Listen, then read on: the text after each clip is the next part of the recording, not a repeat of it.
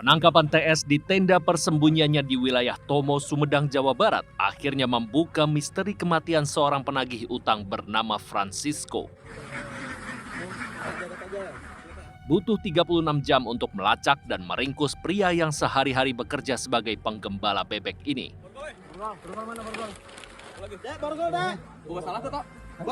TS tega membunuh korban karena ditagih utang sebesar 2 juta rupiah yang sudah jatuh tempo.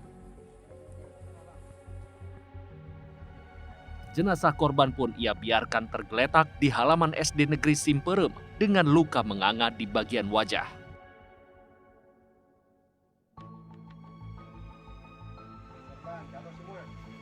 Setelah menjalani sejumlah pemeriksaan, TS sore itu menjalani proses rekonstruksi.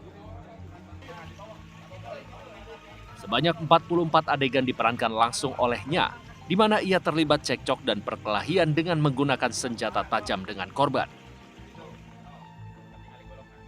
Dalam rekonstruksi ini juga terungkap kalau TS memang telah berencana untuk membunuh korban sejak berangkat dari rumahnya.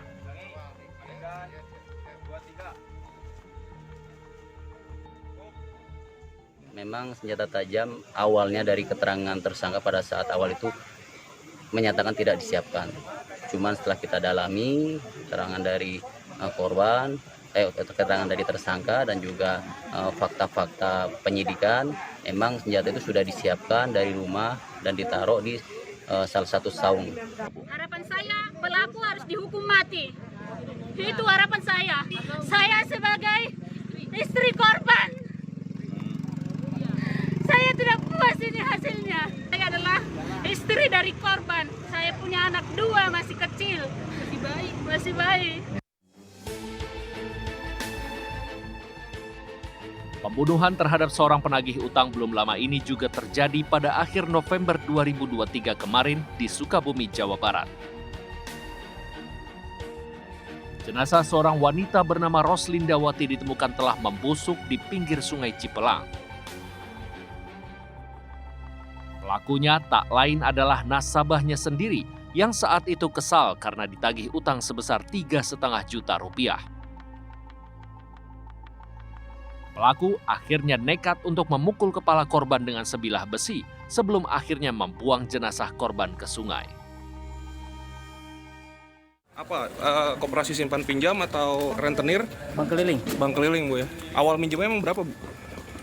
Bertahap sih dari 200, 500. Bertahap ya. Sampai sekarang jadi 3,5 juta ya tadi, betul? Iya.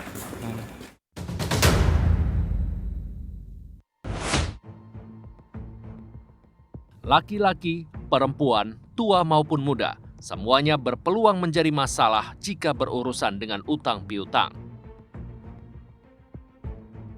Tak jarang percekcokan pun terjadi dan memakan korban. Kriminolog Universitas Budi Luhur Untung Sumarwan menjelaskan bahwa penagih utang kerap menjadi korban karena cara menagihnya yang di luar batas. Sehingga bagaimana caranya kamu harus lakukan. Nah, seringkali ketika orang-orang yang ditagih ini sulit, maka dia akan melakukan cara apapun. Dan cara itu seringkali melupakan bahwa dia bukan orang-orang yang mempunyai otoritas untuk melakukan hal itu. Sehingga terjadilah kekerasan dan lain-lain. Undang-undang yang mengatur tata cara penagihan utang pun telah sepenuhnya ditetapkan oleh pemerintah. Oleh karena itu, baik penagih maupun yang ditagih harus paham betul bagaimana cara menyelesaikan permasalahan mereka. Kalau kita mukul orang ya berarti itu ada hukumnya, bisa dilaporkan ke polisi. Itu saja. Saya kira kalau debt collector itu memegang teguh bahwa jangan sampai saya memukul atau jangan sampai saya menganiaya atau jangan sampai saya mengintimidasi, saya kira enggak.